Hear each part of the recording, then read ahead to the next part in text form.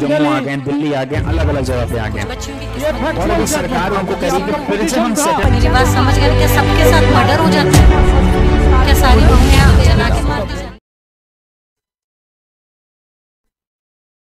1893. Now this case is based on invitation to offer. How an offer is different from an invitation to offer, this particular case tells us. Let us understand the facts of this case. So the plaintiff sends a telegram to the defendant claiming that he wants to buy Bumper Hall pen, which is a hall, which is a property, Bumper Hall pen of the defendant. So the plaintiff here says that I want to buy this property.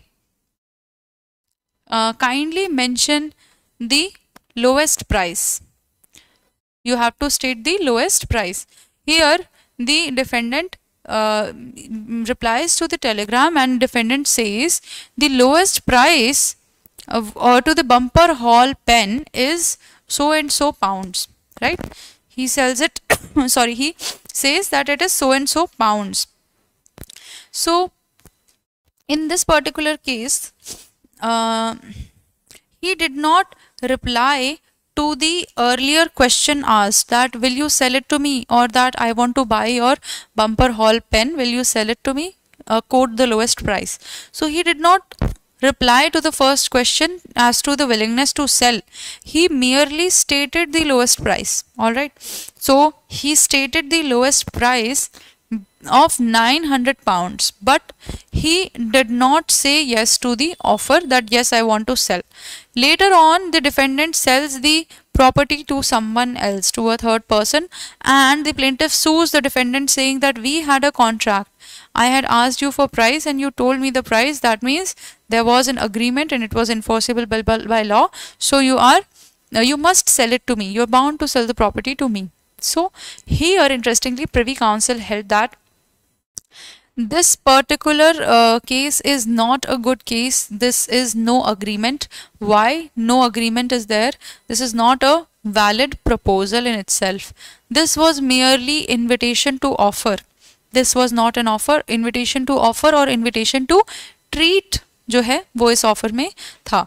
So if you are only mentioning the price, then that does not mean you are agreeing to sell to the other person. If he would have said that yes, I want to sell, or I am interested in selling, the lowest price is this much, 900 pounds, then it would have been considered that there was a valid proposal. But here there was no valid proposal. Mere statement of price only means that you are giving an invitation to offer. After listening to the lowest price, if the plaintiff again would have said that okay, I am okay with the lowest price, will you sell it to me, or when can I buy this property, please sell it to me. So here then he would have replied with something that would have made the proposal, that would have made the contract. Here the proposal in itself was not valid. A mere statement. This is a very famous quotation from this particular case. Subscribe for more content.